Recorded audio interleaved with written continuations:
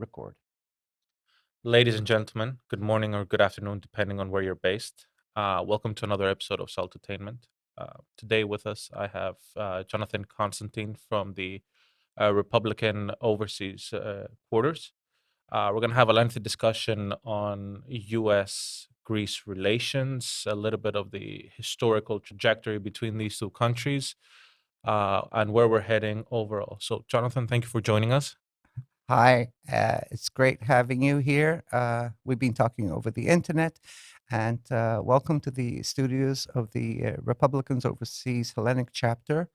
And we use the studios to have our podcasts on our ilovepatrida.com website, which is our web TV, and other websites which we run in order to communicate with our people.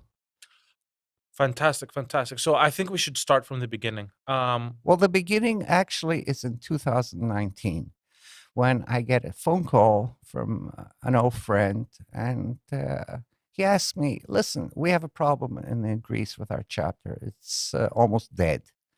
Mhm. And, Jonathan, do you think you can step in and help out?" I tell him, "How dead is dead?" Uh, well, we have less than 100 members and one event a year. Well, I said, "Wow, that's dead. I mean, really dead." I know already that we have about 180,000 Greek American Mhm. passport holders in Greece, which is a huge distance between the actual Republicans Overseas organization now and what it could be. And so having said that, Republicans Overseas is the voice of the Republican Party all around the world. Democrats have a similar thing called Democrats Abroad. We have Republicans Mhm. Overseas, and it works from DC, and it appoints chapter leaders all around the world. Now, from 2019, it was a massive undertaking. We managed to register about 45,000 Republican voters US wide. And that was very hard because most of the people here in Greece are retirees who have left the United States after having worked there for 20, 30 years. Most are first generation, Mhm. some are a second generation, and they returned to Greece, but they're very widespread all over the country. And that means we have to travel a lot. Yesterday, I was in Castoria, where there's a big hub. Actually, most of them are from New York. They were involved in the fur trade. And we have similar outings to all of Greece, but we do a lot of work, obviously, from the internet. And the most important thing is we set up what we call a help center because of many administrative problems having to do with Greek Americans here in Greece and them not being able to have access to consular services. But I think we can into that afterwards. Now, there are two chapters of the Republicans Overseas. The RO organization was originally formed in Hong Kong, but it soon spread out worldwide. The two big chapters, number one is Israel. I mean, obviously, everybody can understand that it has about 500,000 registered Republicans there. And currently, the second one is Greece. And in terms of organization, Greece also, because we have the studio and we have a very strong presence on social media and web pages and organization. Yes, we do take a lot of the workload from the Republicans Overseas organization. And another thing that we work the EastMed Strategic Studies Institute together with Israel, and that's the think tank for regional politics. And that takes up a lot of our time because that reports back to the Republican Party on how things are going in the Southern Europe, Middle East, and it's a lot of work and a lot of quality reporting that's being done there. So the next thing you probably ask me is how do we manage in terms of budget, in terms of time? Okay, Totally right on my mind. we're completely self-funded. We pay a subscription to the Republican Overseas Organization, indirectly to the GOP. No, nobody funds us. It's a lot of work. I mean, a lot of work. I spend at least 10 hours a day for the Republicans overseas on average, and I still have to work to make a living and to be able to contribute from what I can to the Republicans overseas. We're very wary about accepting donations because donations comes usually with an attachment, and Greece is very well known for its corruption. And so that makes a big problem. Well, back in the day, they used to say that about the Italians, but if you look at it in modernity, Greece is your go-to place for corruption. And I'm saying this no filter whatsoever. You know, in partly we were responsible. We as America are responsible for that because over the last 10, 15 years, we've been giving massive amounts of USAID grants to center and center-left organizations, even far-left organizations, in order to promote a specific agenda, what we call the woke agenda, what we call the globalist agenda, and they've gotten used to it. And now it's a game changer because all that money is being stopped, and well, first of all, they're trying to find substitutes for it, like Qatar and China, which are were kind of eager to fill the gap. Although, having said that, the agenda is still the same in that funding. Well, it does kind of make sense. I mean, if you're looking at the world as a unipolar world where the US led these relationships, and all of a sudden you're taking a step back for X, Y, and Z reasons. It's very, very weird for me to hear as a non-American that the U.S. was funding left and far left organizations. Trying to understand that, but in a multipolar world, China coming in and filling those shoes along with Qatar and any other player that might come up, whether that be India later on or whatnot, is the logical response in terms of IR. But the first aspect of it is really weird for me. Well, it was very smart what the globalists did. They made their main opponent, the United States, or proponent. You have to think about it. The United States having a dual role. Half of the United States was against it. Yeah, the other half, or probably the minority, was for it. And they managed to promote the globalist agenda using U.S. money. But the minority was way more vocal than the majority. Exactly. And the reason was you have to go back to the 60s. What happened then is when the CIA was first formed, let's say the devil in the room was Soviet Russia. So what they decided to do, some stupid guy, I mean, it turned out stupid guy in psychops in the CIA that was formed. Now I'm very well versed in that because my father used to be an OSS district manager. That was a precursor for Middle East. His name was Alfred Wag. He was a counselor to President Truman. He was also a photographer and wrote books about Truman. And what happened is that some guy in the newly formed CIA division, he said, well, if we need to hit the Stalinists, this is, the beginning of the Cold War, even just right where it started. Well, let's get the Trotskyists, the guys that hate Stalin, to be our allies. So what they did is they went to what we call the School of Frankfurt, which was the entryist Marxist, but Trotskyist, so what we call the Fourth International, which was in 1938 and became the core of the progressive movement. And let's get him into the CIA so we can hit Stalin. And they started helping him out they brought him all to the United States, those who weren't there already. And gradually, CIA was full of Trotskyite elements. Right. And what is the core belief of the Trotsky ideology? It's called entryism, which means you enter. If you're a small unit and you can't head up with your opponent in direct battle, you infiltrate. That's entryism. And when you infiltrate, you slowly propagate, you become bigger, and then you take over no, you take it over from within.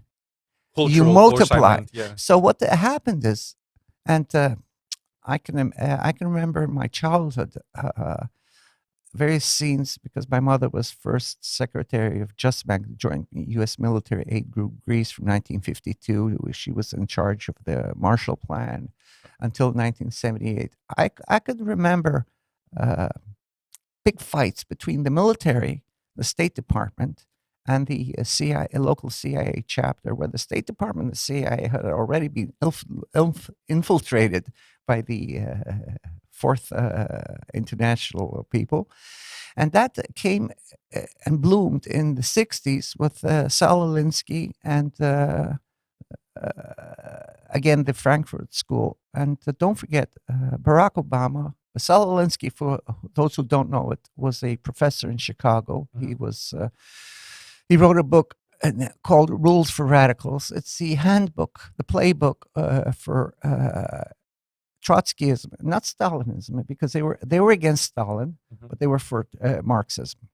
And this is what you see in modern America. Now, Barack Obama was a student. Hillary Clinton wrote her doctoral dissertation on this book, on this book, and Saul Alinsky. And the Democrat Socialist Party, which is part of the Democrat Party, they're pure descendants of all that the ideology, because what they said is take marginalized groups like furries, LGBTQ, radicalize them, and then start pitting them against the system. And that, because the basic tenet is they hate what America stands for now. They're anti-capitalists, they're anti-American power, they're very close to Maoism, okay, very, very close. And they got Chinese help, a lot of Chinese money to help fund universities, to help fund cultural institutions. And then they had the brilliant idea of getting in touch with the Muslims, because the basic tenet is marginalize and radicalize groups that are outside mainstream society. So in order to destroy the core American beliefs and the core American mentality, which is, let's say, a suburban house, we work, we live, we play, we vote, we support the American institutions. No, do away with that. Everything, this has to be destroyed. And the way to do it is to find these marginal groups, make them big, and then pit them against the system. And it worked. I always have this one question that stems from what you're saying. Okay, you get these groups, and I have a lot of beef with the CIA because they seem to have done half measures around the world nearly all the time. But again, they've also done some good, but half measures most of the time, including Saddam, right? So that's the most prime example. But okay, you get these marginalized groups, you pin them against traditional values or traditional institutionalism or capitalism or whatever you want to name it. And you take down that system, and you have a system where cultural Marxism, that's what I refer to usually, cultural Marxism has won. but you still have a series of radicalized groups. So those groups cannot unify under one umbrella. It's not like a radical Islamist can unify under the same umbrella with someone that is under the LGBTQ umbrella. They just don't match together. Well, actually, you see that they match, but it's temporary. You see, That's what I'm saying. So what happens the after? well, they're not interested in what happens after. What they're interested now in is destroying America, destroying the core American way of life. The after will come. They're not interested in these groups getting together and sharing power. The end game is for an outside force to come. And the only outside force now that is ideologically close to them is China. Russia isn't. But even that, notice how carefully they've ployed it. They've pitted Russia against, well, not really the West, because Russia always has wanted from the 16th century to become part of the West, but the yeah. West has not wanted Russia. And NATO too, quite surprisingly. Well, 2000. Kissinger had suggested that Russia, and there were preliminary talks to get Russia in a sort of loose confederation with NATO, but it was killed. It was killed by exactly those forces that we were describing earlier. You see, Russia, after the collapse of, after perestroika and the collapse of the Soviet Union, well, guys, it's not a communist country, number one. It's a Anything capitalist but. Yeah. country. And the most important is Russia always looks to the West. To the East, they are scared, really scared that China will go up and gobble up all their natural resources. Because, first of all, we have to remember something. The total value of the Russian economy is no more than the economy of Texas. Mm-hmm. The only reason Russia is still a power is A, they have the technology, albeit old, but they still have the technology. They have the nukes. And the most important is they have the will to die for what they believe in. And that cohesion there is the Russian Orthodox Church. Way different than the Greek one.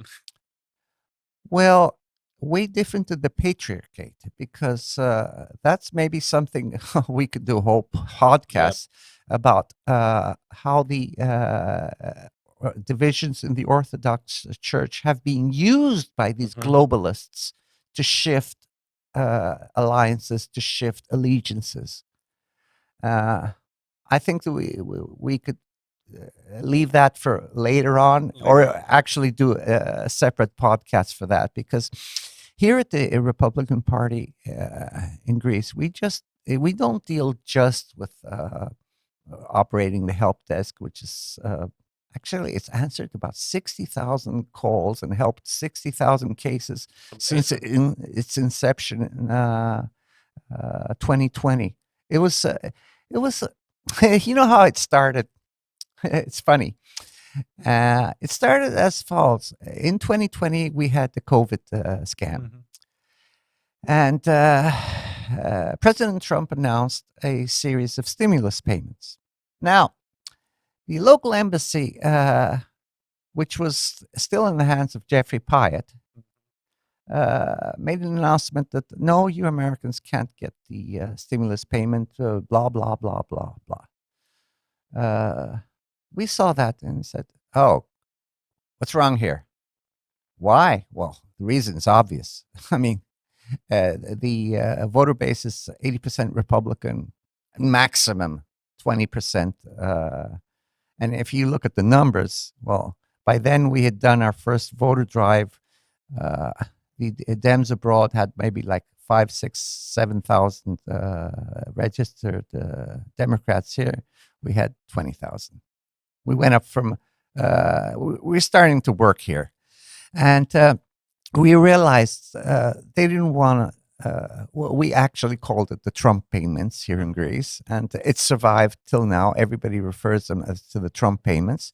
And so what we did, we set up this help desk because you had to be a you had to be had have an updated tax return, even if it was a zero. So what we would do is we do the tax returns for free, which was Nice. incredible. Nice. That's amazing. Yeah, what we did was they'd call the number, which is uh,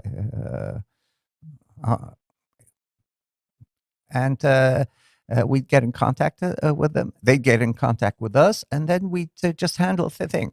Having said that, Dems were furious about that. They were trying to say that we were buying votes. Well, I went public and I said, why don't you do it as well for your members? Yeah, they're just armchair whiners. Aren't they always?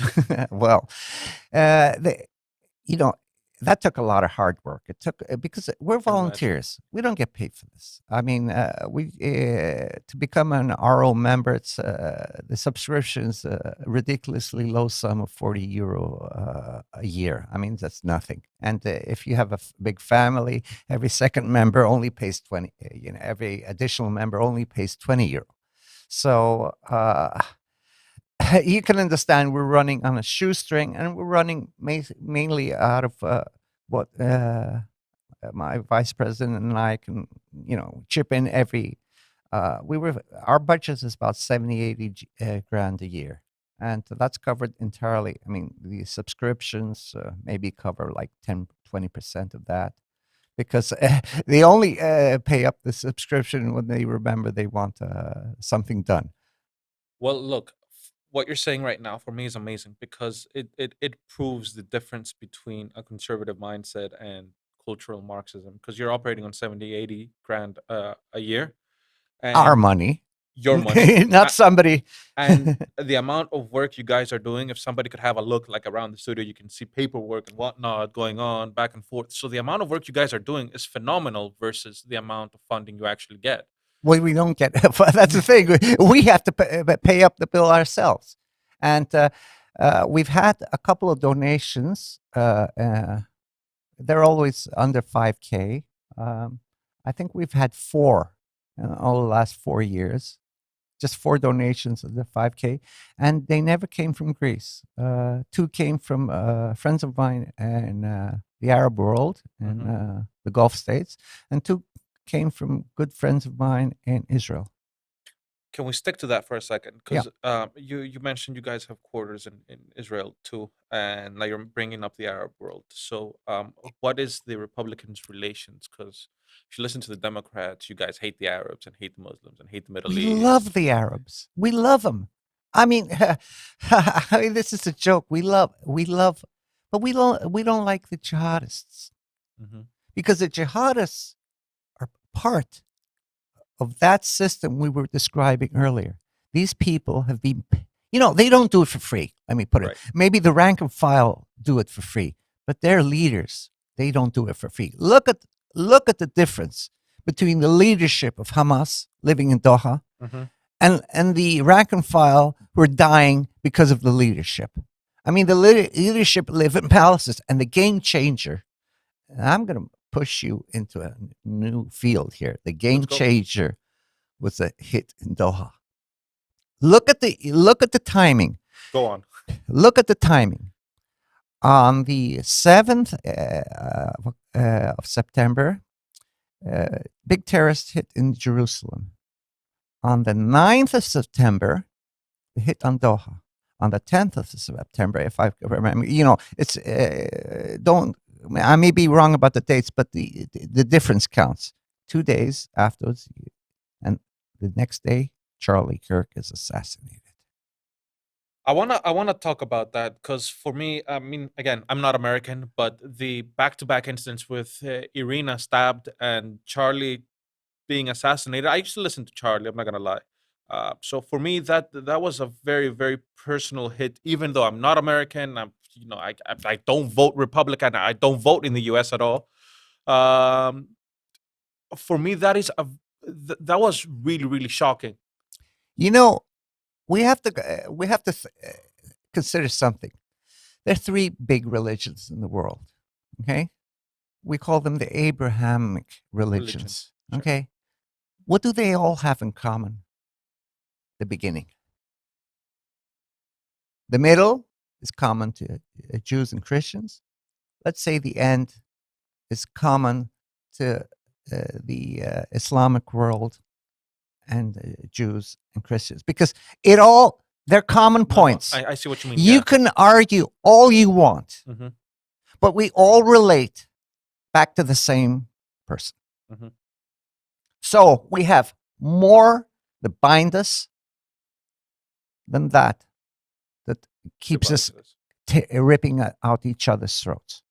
To come to your question, yes, the Gulf states know that, but not all of them, because there's the crown jewel, Mecca and Medina. Even if in history you can argue, that people deniers that based on historical that it wasn't there, it might be somewhere else. But let's assume it was there. Mecca and Medina is a crown jewel of the Islamic world. Well, I'd argue even Jerusalem, but okay. That's a different story. The crown jewel is, Mecca but and Medina. that's under the Saudi control. And there are a lot of powers, wannabe powers, that want to wrestle that away from Saudi Arabia. That brings us, and this will be understood mainly by Muslim people, folk that are listening to, and because you have to study the main religions. I study the Quran. I study the Bible, New Testament, Old Testament. I study history. That's part of my job as an analyst, to be able to understand all these things. You have to go to the core beliefs. So let's go back to core belief. Which are we have to think about the centers of Islam. And you were very correct about Jerusalem. So the pillars of Islam, we start with Mecca and Medina as one. The second is Cairo. Why Cairo? Because that's where you have the university, and that's where every 4 years you have the conference of the Islamic teachers who interpret the Quran and give out the fatwas, which are the correct, let's say, adjudicated interpretation of Islam. Now, the other center obviously is the Temple Mount, and it's not the Al-Aqsa. I don't call it the Al-Aqsa Mosque. It's wrong, because the Al-Aqsa Mosque actually is a little bit further down. Yeah. It's the Temple Mount, okay? And it's a common holy ground for several religions.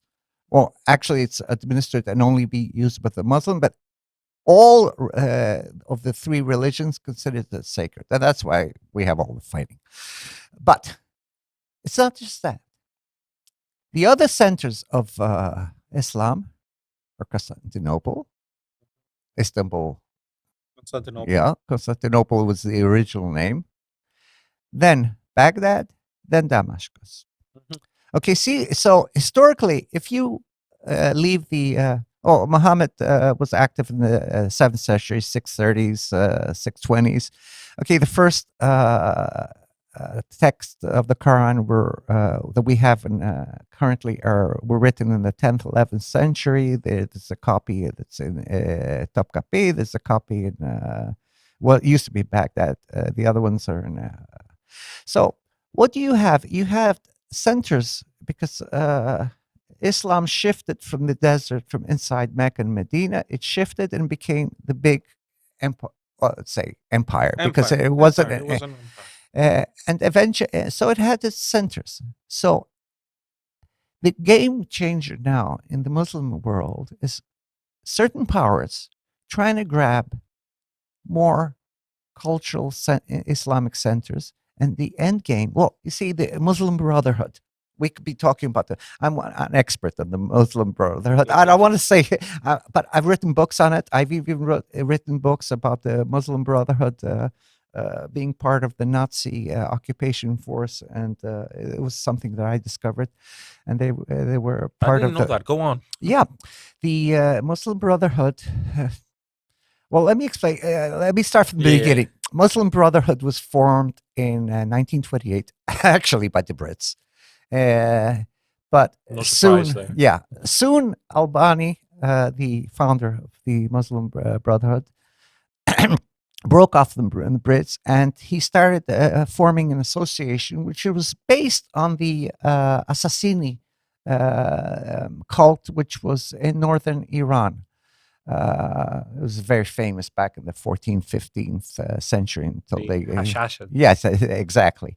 So that was his organizational motto. And he got in touch very soon with the Nazi Party of Germany, and specifically Julius Streicher, who was the editor of the youth group Der Sturm, the Nazi official. And they started collaborating with the Nazis. Well, the common goal for them was the British colonialism in Egypt. Well, obviously they wanted the Suez Canal. Yeah. So afterwards, the next guy that comes in the picture is Al-Husseini, the Imam of Jerusalem. Now, this guy becomes a really radicalized Nazi, and he helps Albani and the Muslim Brotherhood become the number one force in international and political Islam. Very radicalized, and anybody they didn't agree with, they just kill. Let me just pause you right there, right? You look at history and you see incidents like this. Nobody has put it into that kind of perspective, at least not in schools. And I did the IB system, so I was in an American school and whatnot. But you talk with people, and you talk with people on the left or the center, or maybe even some historians or whatnot, and not a lot of them will acknowledge the fact that the Islamic world was pro-Nazi. So you'll tell them that a lot of people from the Islamic world supported the Nazi movement, and not a lot of people accept that as a fact. So it's very interesting to hear how it ties up, because for me, history is linear, and it does tie up with one incident to another, but not for a lot of people. Yes, well, you have to be a bookworm. And we here at the EastMed Strategic Studies Institute, we were bookworms. Just to give you an example, we were up on a video call with our researchers yesterday till 4:30 in the morning, and we had to do the show today. Right. A 6-hour video call, and we were discussing, I mean, at a far higher level than I'm trying to be very simple. Simple, yeah. So because people have never heard about this, what we're talking about now, and this is, information.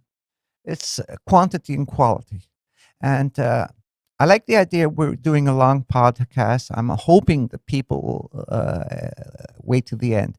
In our day and age, it's all about quantity, tiny one-liners, and it's not about quality. That's where Kirk changed it. He went there and tried to get quality instead of quantity. People go up to Kirk in one-liners. Oh, you're a what? You're a Nazi. And Kirk said, "Oh boy, who's Nazi? I mean, break it down for me." Yeah, break it down. What's Nazi?" And coming back, well, yes, a Muslim Brotherhood is a Nazi organization. They were founded by the Nazis. They were funded by the Nazis. They killed for the Nazis. The Arab League. That's what I studied, because I said, well, what happened to Husseini after he lost the fight with the Brits in Iraq in 1939? Well, he ended up in Greece. He couldn't go back to Jerusalem. He ended up in Greece with Palestinian fighters. What happened is the Arab League had four regiments. One in Morocco, which was annihilated by Patton. One in Bosnia, which was formed later on by Bosnian Muslims. One in the Caucasus, which was annihilated in Stalingrad. And one in Greece, which was basically was 90% Palestinian. Well, let's say Arab residents of the Mandate of Palestine, because Palestinian is a word that was artificially created by the Brits to create chaos. And the Brits are really good at creating chaos. They're amazing. I mean, they did the big game with Russia back in the 18th century. Let's not get into that, because that's a whole story. But it goes to show that these guys have been screwing up history for the last 300 years in order to try and be they're still doing it. I mean, the half of the problems in the Middle East are still caused by I mean, look at Ukraine. Remember Boris Johnson going to Zelensky and tell him, stay there, don't listen to anybody, we'll back you up. Well, actually, it was America that put up all the money, not Britain. Okay, it was, we'll back you up with American money. But come back to Middle East and the Muslim Brotherhood. The Muslim Brotherhood came to Greece, and they set up camp here, and they were part of at least 7 massacres of Greek cities. They were in Kalavrita, they were in Distomo, they were in Kaloskopi, they were in Kyriaki. Well, they butchered the Greek population. And their reports, both from German officers, maps, movements, and from Greek historians of that area, which it took me about a year and a half to find out, because nobody would talk about this thing. You know, it was a taboo for the left. And actually, I used sources who were mostly on the communist side to ascertain. And then I was lucky enough to find some German records about the movements of these troops, which ultimately ended up in Austria, and they were killed off by General Patton. I want us to focus on 2 things, because you mentioned Charlie Kirk and the hit in Doha, and you also mentioned the Middle East. So for those that don't know, I mean, I don't think I've told you, I'm half Greek, half Egyptian. So my dad's Egyptian, my mom is Greek. They met in Italy, fell in love, decided to live in Greece out of all the countries. And I firmly believe that there's a very strong Islamic stronghold in Greece, whether you want to call it a Muslim Brotherhood or not, for quite a very long time. And I think Greece has actually been very lucky, because in terms of security and safety, it's not prime time, it's not up there. And the reason why Greece hasn't had a hit was because it has been traditionally very, very neutral with taking a position in the Mediterranean. Now it has taken the pro-Israeli position, which I agree on. Actually, I will interject there. Greece has taken no position. Greece is just trying to balance things out. They're not pro-Israel. Okay, The government has taken a couple of. I mean, go ahead. they're not pro-Israel. They're just trying to. Greek politicians have a basic rule: do not commit to anything. Now, how did they commit to the Democrats? Well, that's another story. We'll get onto that. We'll get onto that. It's a money from the USA, but they're always non-committal. They don't want to. In Greece, we call it toso oso, which means just as much as this, basically. So it's lip service to Israel. Greece could have had a huge potential to be an actor in the area. Why? Because they have Greek populations in Syria. They have Christian Orthodox populations in Egypt, in Israel, in Syria. It used to be in Jordan, but not anymore. In Syria, and a little bit in Lebanon. Greece could play a role. And of course, they have Cyprus, which is partly under Turkish occupation. Now, Greece could play a role, but they're scared. Politicians in Greece don't want to assume risks. They want to be behind the scenes, taking the aid money, pocketing. It's a terrible foreign policy choice for Greece, though. Well, you think that Greece has a foreign policy? I don't think that Greece doesn't. Greece has this big fear of being taken over by Turkey. But in doing that, they've already been taken over. They've already been taken over. They've refused, and this is the most important thing. In politics and policy, you have to have 3 things.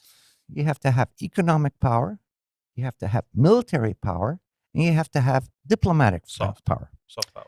You can't win a war by yourself, but you can't win a war by other people waging a war for you. I mean, look at the Byzantine Empire. Mm-hmm. When they lost their own power. Last occasion was Belisarius and Justinian.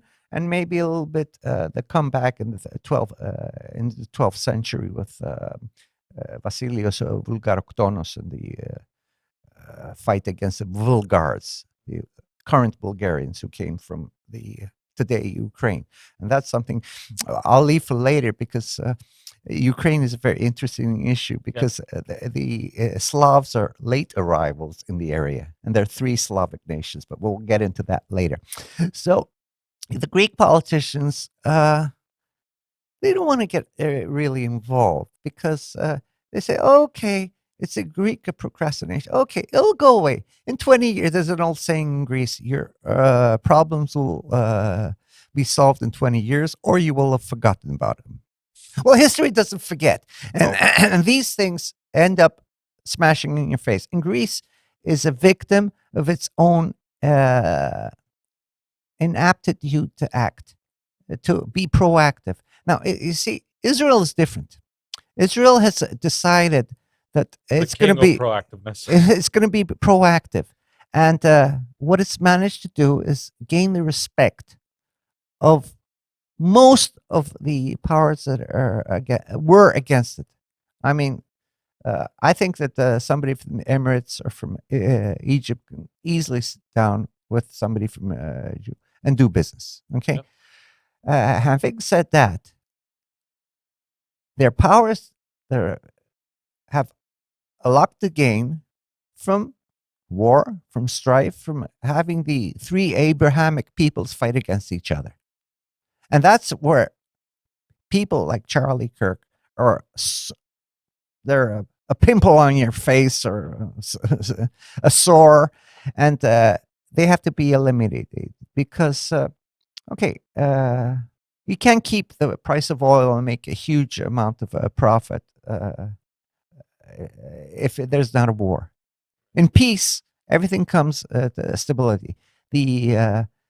Before the Ukrainian war, the price of the share of Rheinmetall was at $250. Now it's 1,500 a share. But it made a fortune there. Oh yeah, and the thing is, the war machine, the globalists, they need tension, they need strife, and that's why they hate our guts. I mean, they really hate our guts, because we're the guys on the other side of the aisle saying, okay, cool it. We need peace. We need cooperation. We can't have Jews and Arabs at each other's throats. But having said that, I mean, look at the Arab Spring. Who the hell funded it? Well, it was the neocons. The neocons and the American establishment. Who are the neocons? They're old Trotskyites who decided to become conservative. I mean, look at the Trump deniers, the various think tanks. They're neocons. If you look back in their youth, they used to be in the Communist Party. I'm still mesmerized by the fact that there was a Communist Party in the USA. Well, it's changed. Now they call themselves Democrat Socialist Progressives. It's what we call the Squad. AOC type. Yeah, right? Exactly. I mean, it all goes back to the Saul Alinsky's playbook, Rules for Radicals. I mean, if you guys can get your hands on this book, I'm talking to the people in the audience, read it. I mean, it's got the whole playbook there. It's all written down. I mean, these guys, it's a small book, okay? It's a kind of a Bible for people who want to take over and destroy America. Mm-hmm. It all starts from one basic tenet, that America's evil and it must be destroyed. Okay, that's what all the just because it's a mecca of capitalism, I would assume, right? I mean, that's how the hatred started, I would assume. Yeah, it's hate, really. Yeah. It's hate. You're correct in that assumption. The thing is that when you start your ideology with hate in your first paragraph, then you sow what you reap what you sow. Yeah. If you plant a seed of hate, you'll get hate and war and death. If you plant a seed of love and of progress, you'll get a reward of happiness And and that's our basic difference with the left. Mm. Well, what we call left, because even that has shifted. Here we have a very specific fourth international group, Trotskyite. And don't forget, Trotskyite, the Stalinists had him executed with an axe on his head. The guy called Mirka there killed him in Mexico in 1939. And half of the world was celebrating there. Okay, at least the Soviet. So the left is also divided. But what happened is that there was a very odd thing that came. The left got in bed with the huge tycoons, because the left and they had one thing in common: the control of information. Where did the big tycoons make money? Off the internet. What is the internet? Data. So these guys made huge fortune. I mean, gazillions of dollars, to put it that way. Okay, not even. And they needed a system like the social credit system in China that would control the masses so they could make more money. And you saw that during COVID, the money was amassed. They even made more money. And that's the key. You have to be very suspicious in politics. You have to follow the money. Okay, ideologies can do a lot of damage or a lot of good, but at the end, you have to follow the money. So when we research something, the first thing is, okay, what's in it for him or her? Right. So it's very hard to look at politics without looking at the oligarchs. And it's been the same. I mean, in World War I, it was a Krupp family. In World War II, it was a Krupp family. And potentially it's again the Krupp family and its offshoots. You know, you have to follow the money. And many people will start being very mesmerized. And say, well, what's this guy saying?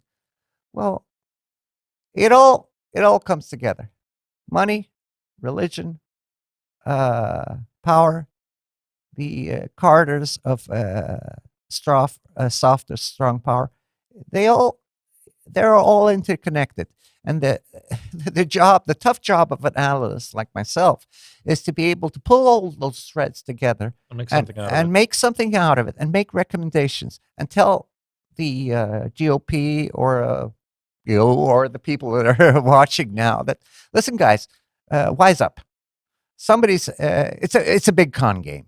Okay, you have to understand. Well, maybe my job, because I'm a criminal attorney and I specialize in financial crime. That's a way I make some money to be able to pay in part for all of this. It's a big con job. So who are the big con men? Well, the con men always are the businessmen, and who are their accomplices? The people who do the policy, and who are the pawns? The politicians, and who is the mark? The person, the people. Yeah. The people all around the world, whether they're Muslim, whether they're Christian, whether they're Arab, whether they're Greek, whether they're Turkish, they're the marks. But that's a con that's been as old as time. And exactly. It keeps on going. Yes, it's a con because it's like a big soap opera, Coronation Street, and everybody used to. That's how it works, and we have to get the people to understand that it's a big con job, and what you need is politicians who are less cons. Politicians keep their word. I mean, so many, like Greece, people have voted for issues, and they've gotten exactly the opposite of what they voted for. And it's been done for 4 election cycles. The result? Well, the last elections was the lowest turnout ever, because Greek voters say, well, whatever I vote, I'm going to still get the same globalist rubbish, whatever I vote. Makes no difference. There was a huge, which I was part of, huge movement of they called it the movement of the squares in 2010 and 2011 against the globalist forces, against Germany, and for Germany to pay the reparations. And well, they voted for a particular party. Party sold them out next day. Yeah, and got Greece into the what we call the memoranda. And same party leader still wants to come back into politics. Yes, true, but I think his well, it's funny because two leaders from the that particular party, the previous one, who I think is not very active in politics, Mr. Kasselakis. Well, Mr. Kasselakis was a CIA plant, and he used to originally he was supposed to run for the Nea Demokratia team. Mhm.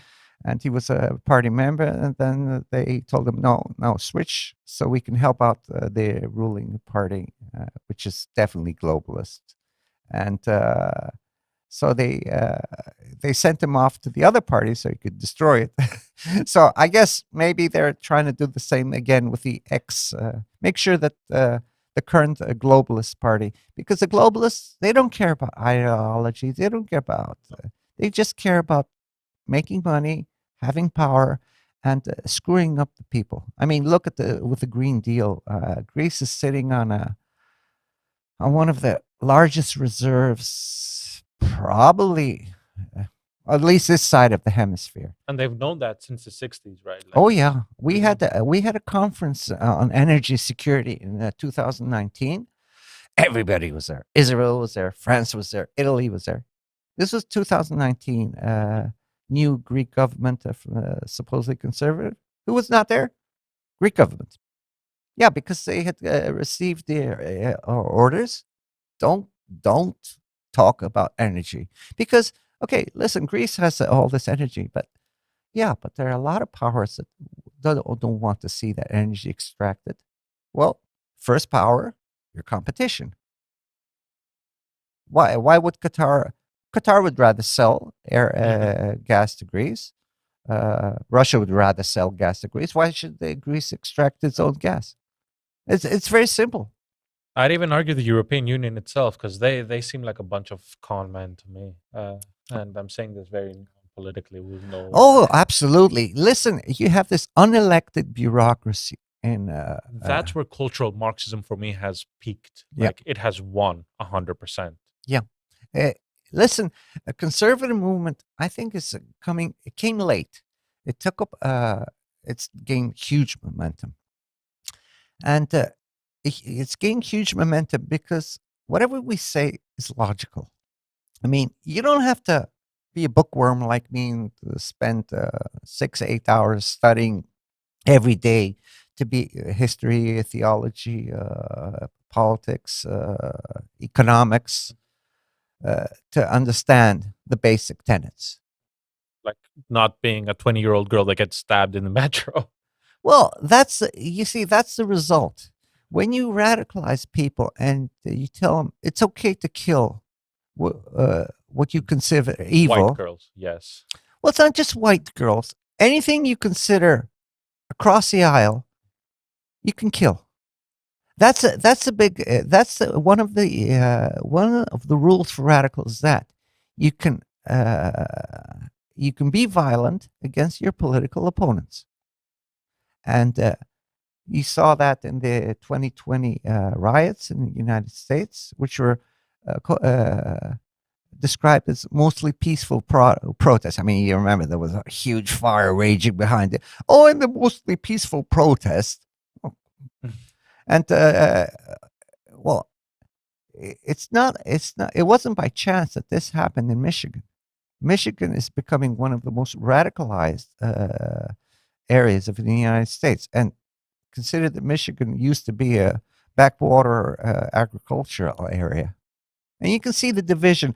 The division and the civil war to ensue is what they're aiming at.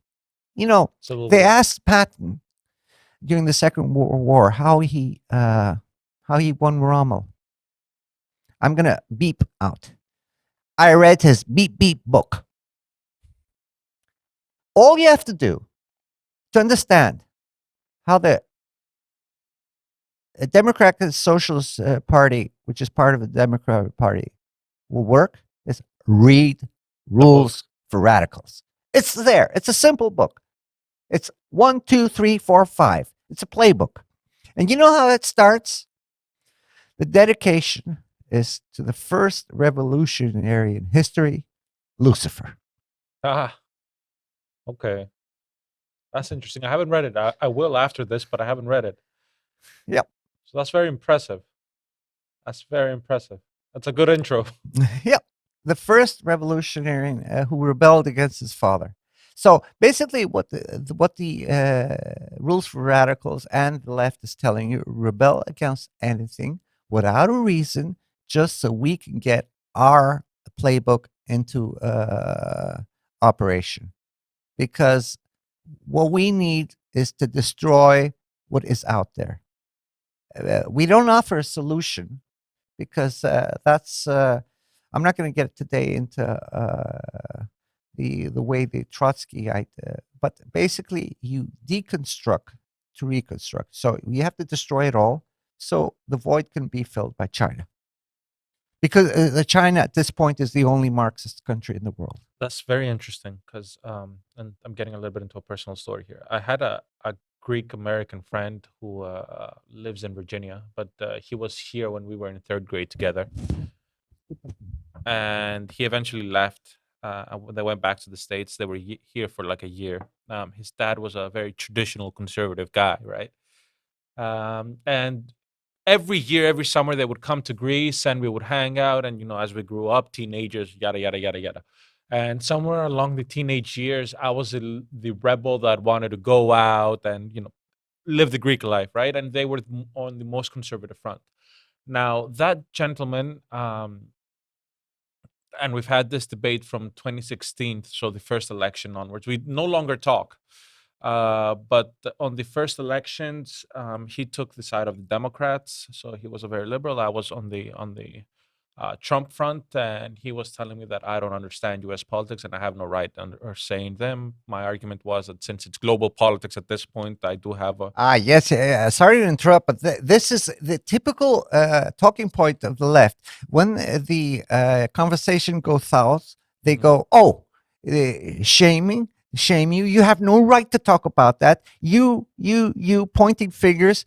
It's very hard to get them into actual dialogue, like what we're having today. I could be sitting with you. You could be theoretically, but we could talk. I can talk to anybody.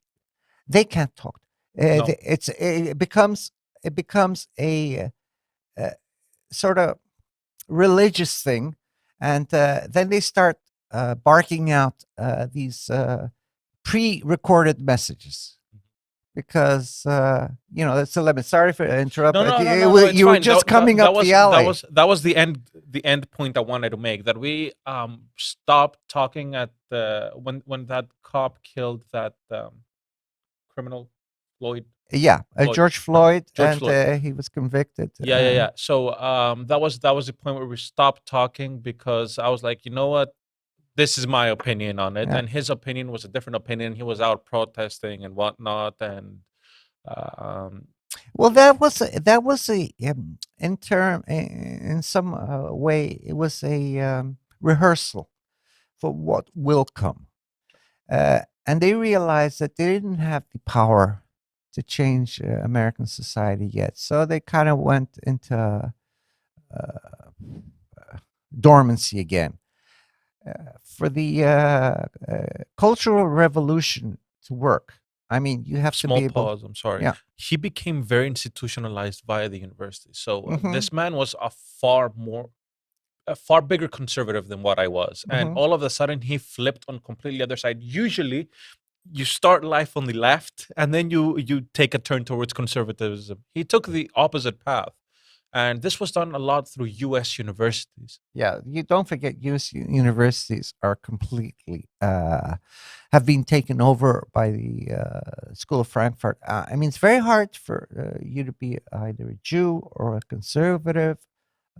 You're practically stoned out. It's a really it's a law of the bully there, And this started back in the 60s, 70s.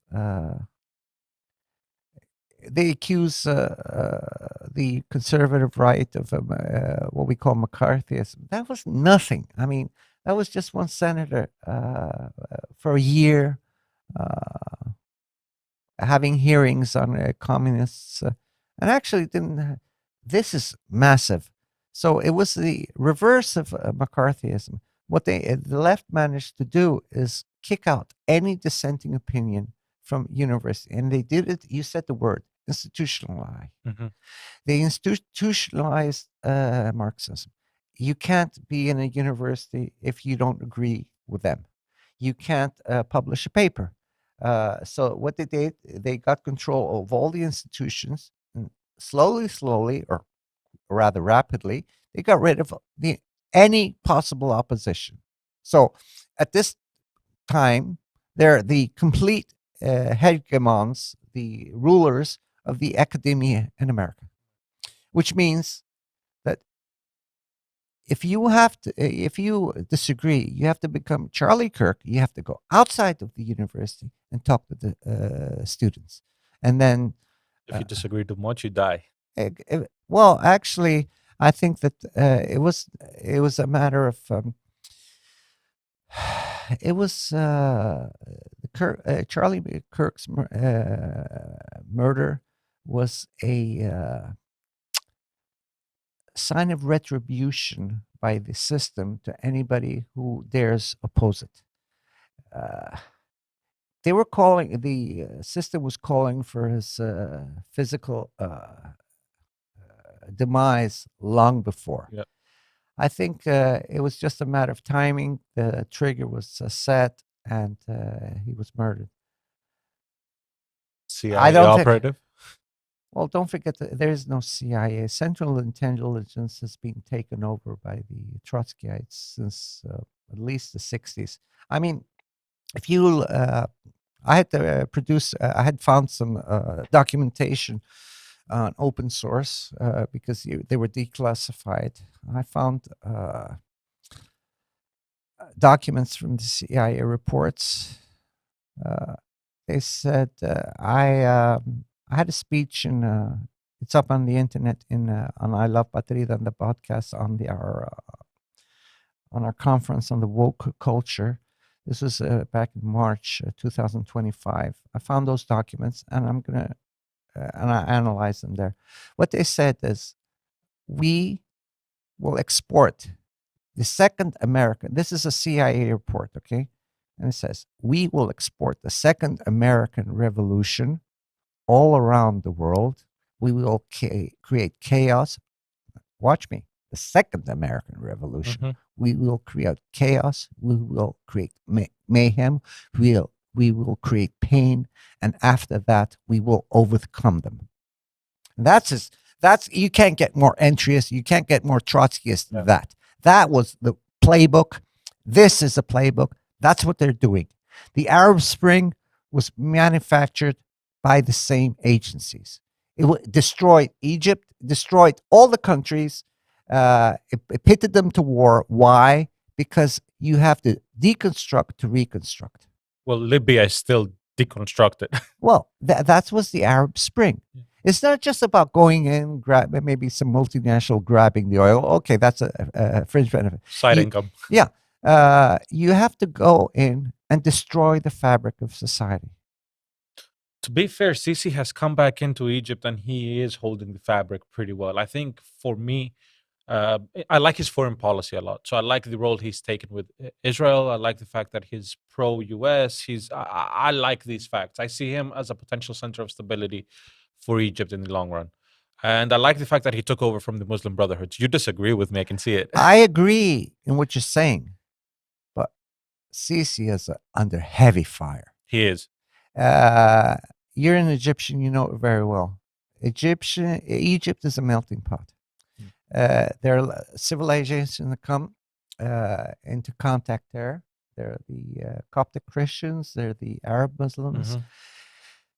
And you have a big division at this moment as we speak in the Egyptian Arab world between the old guard and the new guard. Mhm. The Muslim Brotherhood, the ghost of that brotherhood is still there. It may have moved to Turkey, it may have moved to Qatar, but it's still there.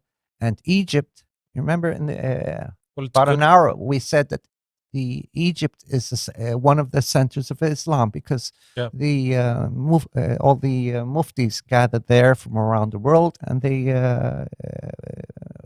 compiled the fatwas. Well, there are some people who want to take that jewel away from Egypt. And don't Realistically forget, speaking, is the Ismailites, Ismailia. yeah. I mean, realistically speaking, I can see why there's ground for it in Egypt. They have what, like 70% of the population that wants Sharia. You have lack of education. There's ample ground for the Muslim Brotherhood to be there. So it's I mean, it's not an easy playground. It's a difficult playground. I don't think there's any easy playground in the Mediterranean, to be honest. Maybe Malta, maybe, maybe, Maybe. But maybe. don't forget, Malta was a center of fighting for centuries. It was a crossroad. Like, we this is our area is the birthplace of the civilizations. Mhm. Okay, let's say the triangle between Greece, the Saudi Peninsula, Egypt. That's in Mesopotamia. Well, actually, it's a obloid rectangle, but that's where it all started. And this is also where it keeps on fermenting. And It's a very interesting take. yes, it's fermenting, and it's like it's fermenting, it's boiling up, and eventually will explode. We haven't seen the explosion yet, and probably the powers to be want to trigger that. I understand that the globalist powers are gearing up for war within the next couple of Yeah. years.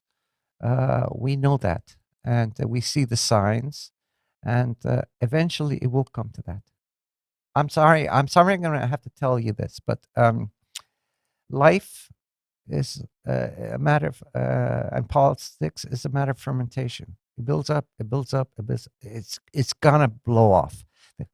I think, and I speak for every rational human being out there, we were all hoping that it won't come to that with Trump. And to Yes, be but you fair, he's see, doing solid he's doing try. solid work. But look at the opposition. Look at the look at how he's being treated.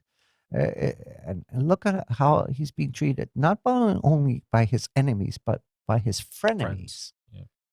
I mean, look at Tucker Carlson, Candace Owens suddenly going, even Steve Bannon going rogue on him Mhm. and supporting, let's say, conservative America's enemies.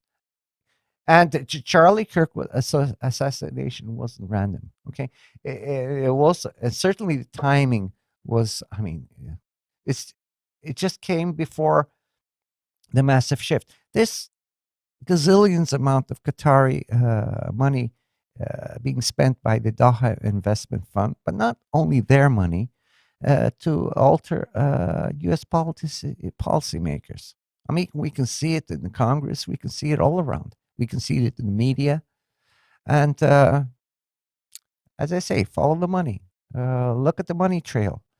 And that's America last.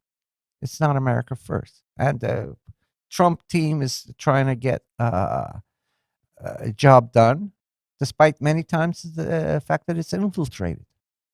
Can I ask you to deep dive a little bit more into the Charlie Kirk situation? Yep. Go for it. Take it from wherever you want to take it and Okay. lead it to wherever you want to Charlie lead it. Kirk was potentially a threat to the whom? system. Okay. Okay, because first of all, he was a brilliant guy. Second of all, he knew his stuff. I mean, I could theoretically talk to Charlie Kirk for hours and hours and not stop because he was like me, big bookworm, but he was also an activist like me because that's what we do. That's what the Republican Party chose me because I was a political activist. Mhm. I wasn't somebody. I wasn't a couch potato. I was out on the streets getting tear gas sprayed on me, getting beaten by cops right and left. So they know I had the stuff. Okay, obviously my military background, 12 years. Okay, but they knew I was a guy that doesn't take Get you done. crap. Okay, so he was a toxic combination because he had social penetration. He was recognized as the ideological leader of the youth, and youth gets older and begets more youth and becomes even stronger political power. And it was quite obvious that at some point he would be running for office. President. Well, I wouldn't say necessarily president, but he could be running for office and or doing something that would be very dangerous for the Establishment. In the establishment, there's the right establishment, there's the left establishment, but mainly the establishment has one characteristic: they all group together. When their interests are threatened, they all group together and get rid of the competition. Why kill him now, though? Well, he was getting too dangerous because the Trump Kirk combination was too much. Because they figured, okay, if Trump has Kirk out there, he's going to make sure that he sticks to the rules. If he doesn't have a Kirk out there, maybe he'll try to cut corners. And maybe there we can put some influence. Get it done quickly and not by the book. Because So by the book... What they did in his first term, basically. Or what they tried to do with his first term. If you want me to be completely honest, Trump term number 1 wasn't bad, No, it wasn't bad. but it could have been much better. Yeah, Why? It's like getting a new job, really. Yeah. But why? Because what Trump did is he relied on the government Yep. to govern. That's the problem. Well, it doesn't work Yep. because if you go to rules of sociology, you will discover that Regelsberger, when coining the term bureaucracy and giving a definition, means bureaucracy is a system that exists in order to recreate itself. Bureaucracy exists solely to promote bureaucracy. They don't give a rat's tail about the people they're supposed to serve. So Greece. It's all around the world. Bureaucrats, they don't care. If you ask a bureaucrat what his purpose is in this world, probably doesn't know. He's to serve the system into which he is incorporated. So, having said that, the bureaucracy hates people who gets things done, and they get it done faster. I remember in the Marshall Plan in Greece, all the U.S. Well, how the Marshall Plan started, it was in 1949. There was money coming in from the UNRWA program. I mean, it reminds a little bit of Gaza, it reminds of other places, and the money was being squandered at the local casinos where the Greek politicians take the money and spend it. The very first form of USA. Yeah, UNRWA. Yeah, well, actually, there was earlier. Money was even sent from the United States during the Greek Revolution, and most of it ended up in pockets of certain people. That's another thing. We'll talk about that another time. It's a special project I'm doing about the... Never you're ready. Yeah. So, having said that, America decided, okay, it's too much. A guy called a journalist called Porter came in and did a report, and Just Mag was set up. My mother was first secretary there. My father was together with General Van Fleet. They run the show, and what they decided to do is, like for instance, Greek farmers needed mules. Before they'd send money for the mules, not even a hoof came. Well, my dad and Van Fleet decided, okay, we'll ship 15,000 mules from California, and they brought them actually to Greece and distributed them to the people. Greek politicians had It's the best way to do it. they hated it because, what's in it for them? Nothing. Nothing. Yeah, it was only for the people. And for instance, they'd give grants to Greek businesses or business people, or had an idea to do a factory or something. And they'd go to the Greeks and to get a license, and the Greeks wanted kickbacks. What they did is they issued the licenses themselves. America building the licenses in Greece. But it worked, and for several years, the Greek economy boomed. Despite the fact that the Greek politicians were furious about that. Let's talk about that relationship a little bit, because I studied a lot of I really like U.S. history and foreign policy, so I studied a lot of it during my university years and much later on. And what really shocked me is that you start off understanding U.S. history in the spectrum of building things like Manifest Destiny, The City Upon the Hill, a country that would take on the principles of what Greece was, right? Take the principles of what Greece was and what Greece represented and what Hellenism to an extent represented, and duplicate it and make it better in the US. So that was the idea behind it. And I was very shocked to find out that part. And I was very shocked to find out that we were talking about things like a republic rather than a democracy. So very different systems. What Greece was, Yes. basically. And the US, I see it as an extension of what Greece was, but not what Greece has become. They have common things, sure. And that's potentially, you would say that's because of Trotskyism. I would say it's because of, I don't know, globalization.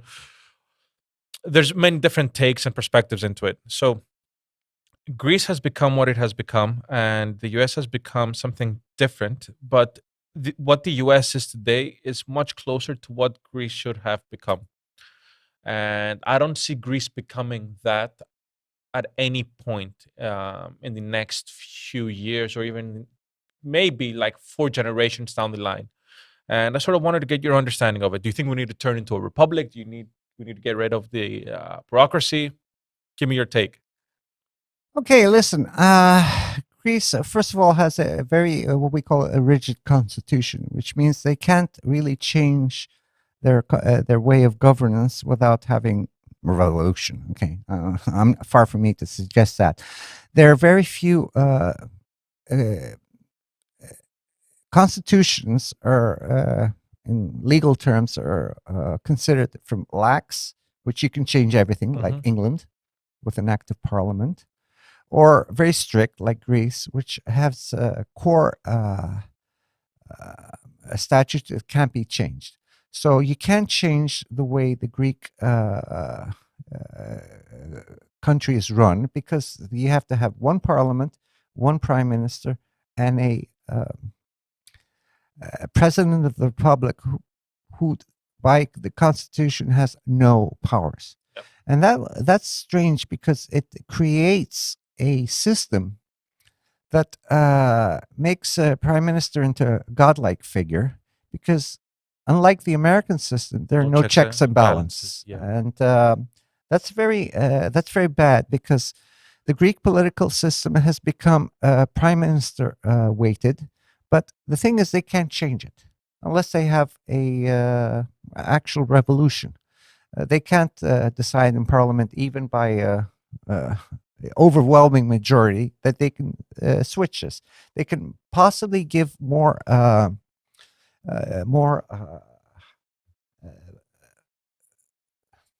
administrative duties to the president of the republic, but that's it.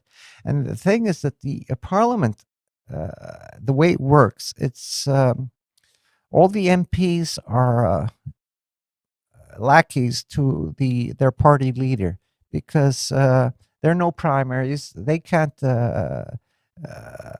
become candidates for any office unless the party boss appoints them.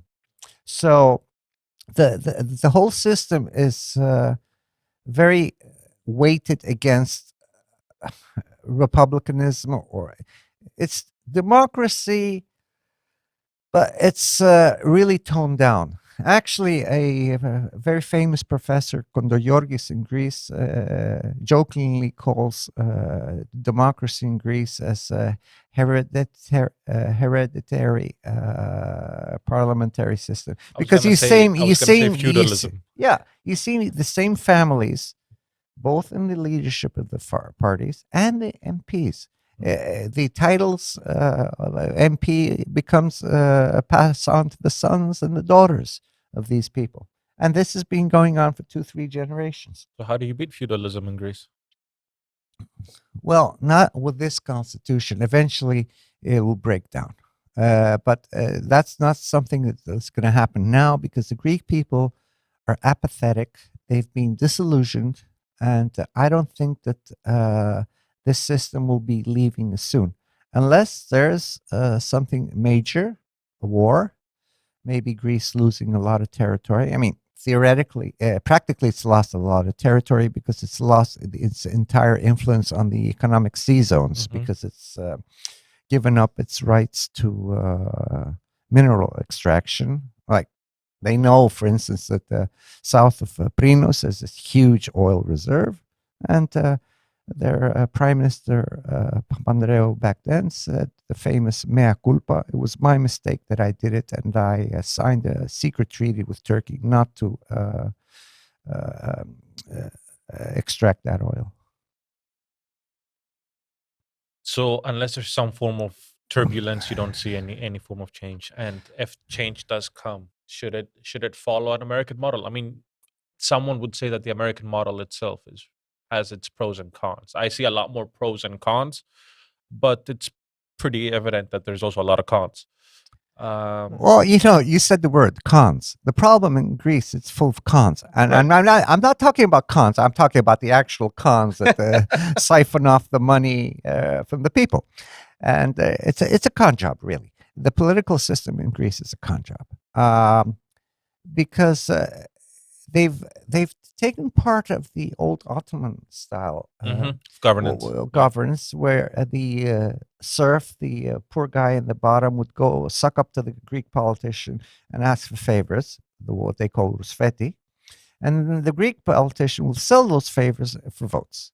So basically, that's what happened. We saw it in the infamous scandal now in OPKP. What they would do, they'd dish out grants to political favorites, and it was massive, and it was right up to the top. Everybody knew about it. I mean, it was funny. One of the scam people, these people in the ring, actually called him one of our members of our board, and suggested that said member, I'm not going to say her name,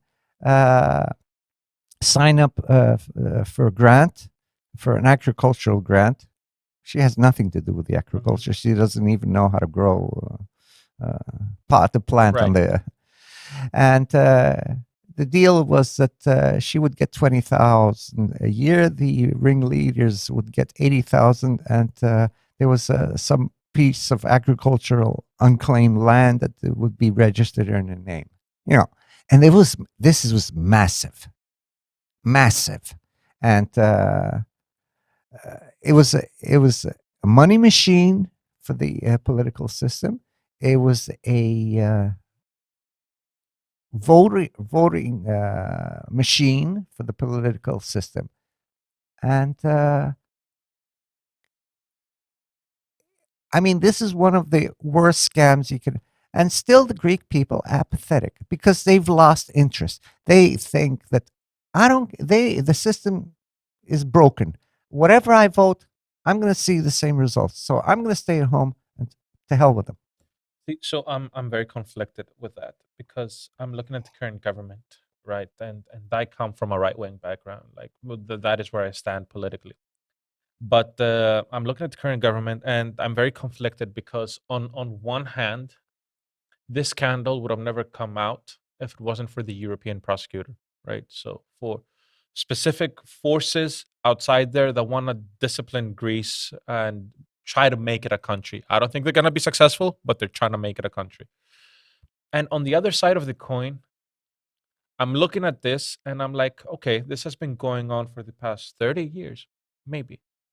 That we know for sure that it's been going on since the previous government. So we're talking about cities up until now. So we know that for sure.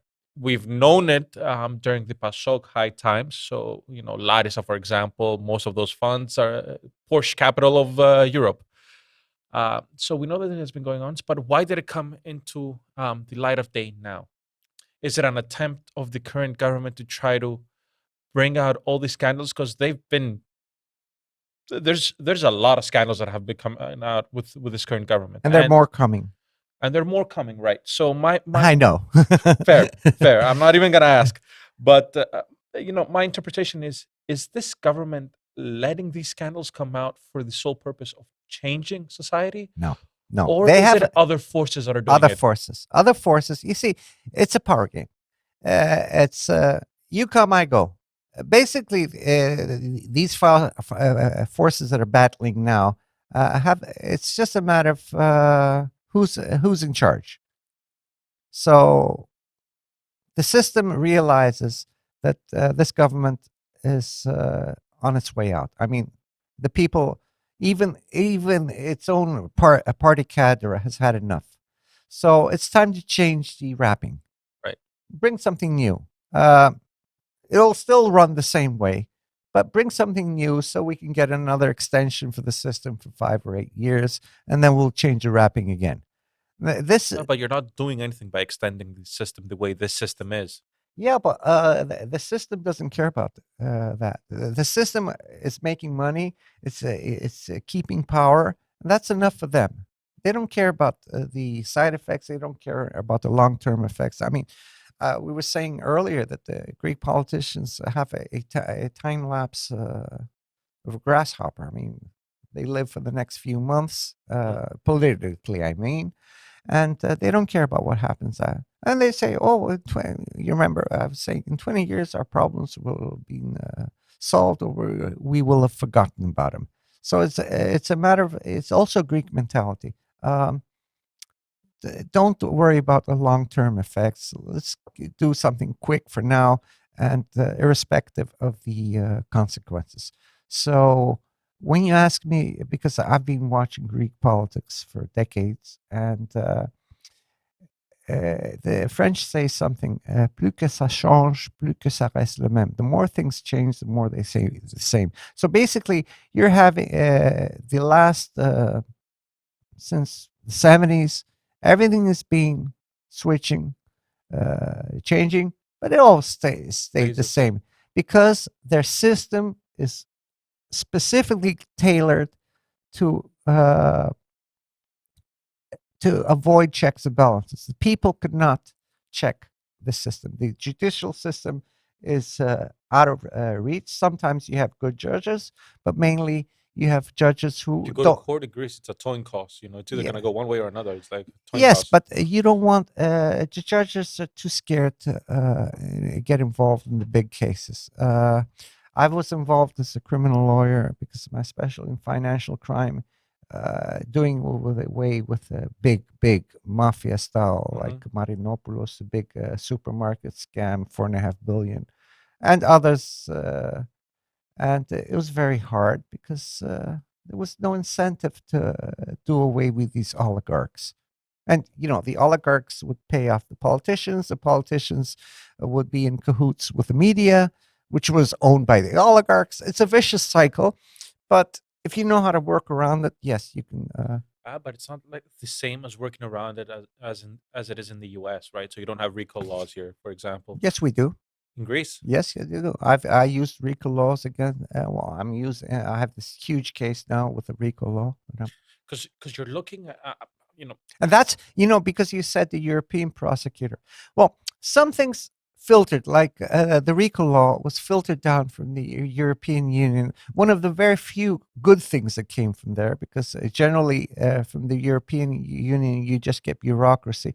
But occasionally you may get 5% of good stuff. I'm very surprised that you can apply that in Greece. I would not expect anything that would sort of put into harm this system. Half of the cases are now done under RICO Act, which is Εγκληματική Οργάνωση in Right. Greek, a criminal organization. Most cases are prosecuted that way. That's very interesting. Mhm. That's very interesting. So potentially, you might argue that there might be some change happening in Greece. Well, listen, obviously there's change, and it's not that things will stay static forever. You know, it's a straw that broke the camel's back. Okay, you're you're loading the Greeks, the Greek people, with problems, with problems, with problems. Eventually, it's going to break. Eventually, it will crack. I don't think it's that time yet, but it's getting close. Since 1974, with the new regime after the junta, the colonel's dictatorship, the political system has been pretty static, and it's been building up problems. Now that's 50 years of problems, and it's starting to show, and it will break. So The cracks are there. the cracks are huge, and the major crack is that the people are not interested. But when the time for the big loss, whether it's loss of territory or a second economic catastrophe, because there was That's where I'm betting my money on. yeah, I wrote a book saying that it wasn't by chance that the economic downfall of 2007, it was all planned. I was a lawyer in the very big case of government bonds. Actually, I had no interest in that because I was a public defender. Somebody didn't have money, but it gave me 3 years, because it was one of the longest trials. Here, 3 years of time to study the case. And for somebody in my line of business who does financial crime, it was an eye opener. And it was just one big scam that being orchestrated by the usual culprits, the banks and everything, to scam an entire nation. So, having said that, and looking at the time, which has flied, I think Absolutely. because people are going to get tired, I think we can do another show at some other time. Let's wrap up with a couple of quick questions so we can let the people go and rest. I don't really have any quick questions for you. They're all going to be very long. But Fi- Fire away. ties, Greece and the U.S. How do you see that evolving in the next few months, years? Well, that's a very interesting question because as we said earlier in the podcast, uh, Greeks are just trying to play lip service to the current United States administration. Uh, they'd love to get the old status back because they're missing the money. Mhm. Okay, the U.S. aid, and of course we know who profited that. I mean, I wrote the book on it, all 738 pages of it. But the thing is, we realize that they hit our guts. Okay, Right. so whatever, let's say, positive moves they take will be under extreme duress. And what they're scared of is yours truly, because that's the deals are the carrot and we're the stick. Right. Republicans Overseas here in Greece. I mean, if we publish our report on the USAID recipients, Will you? well, it's up to the GOP. Well, if we're ordered to, obviously they have copies. I mean, they can kill me tomorrow. It doesn't matter. Right. There's a copy out there. There's several copies, and if those are publicized, finished. Not just to the Greek government, the entire Greek political system will go into flames because they'll find out who got how much, whether it was a reporter, whether it was a government official, whether it was a leader or leaders of the opposition, MPs. They all were in on the game. Okay. I know my word means nothing because I'm no particularly big player, but I would love to see that happen. Mostly in the hopes that out of all this chaos, something new can emerge. And Oh, you're sounding like a Trotskyite because you listen. fair. I can relate that. Listen, I can absolutely relate because guys, to destroy a system, you just can't patch band-aids on it. You have to destroy it in order to rebuild it, and that's the key. You destroy in order to rebuild. For the Greek system to be fixed, it has to be destroyed. It has to. It has to be destroyed. One thing I've learned as a student of history is study, prepare, organize, and execute. And the Greek system is ripe for that. Mhm. The question is, are the people ready for it? The political system's shot. Are the people ready for it? Well, we'll see. We'll see. But I think the Greek system has come to a point that it's going to suffer major loss within the next year. So, I mean, major, really bad. And Greeks have a way of pulling together in face of adversity. So, what I predict is they're going to get a really nasty shot, slap, whatever, loss, and then they'll pull together and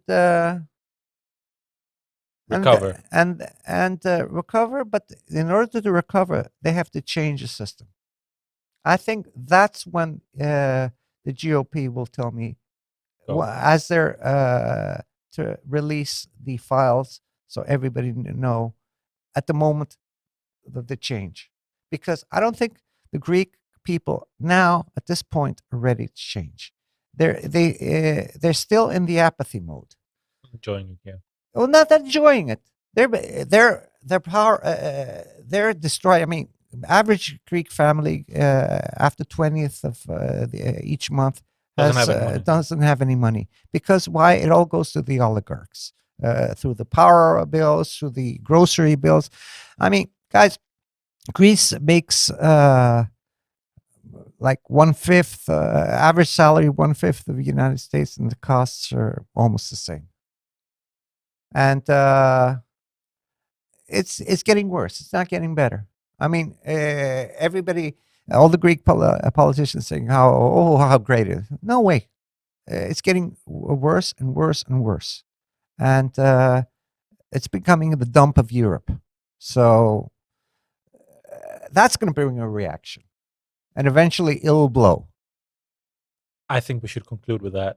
Okay. So, Jonathan, thank you very much for your time. I appreciate you having this conversation with me, and we've lasted for quite some time here, and I proactively want to ask you to have another conversation, especially around religious matters.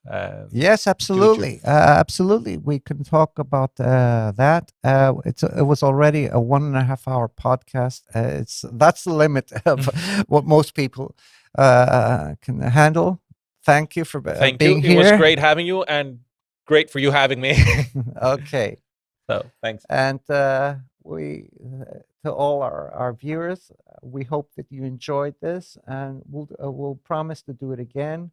And please like and subscribe. Stay close to us.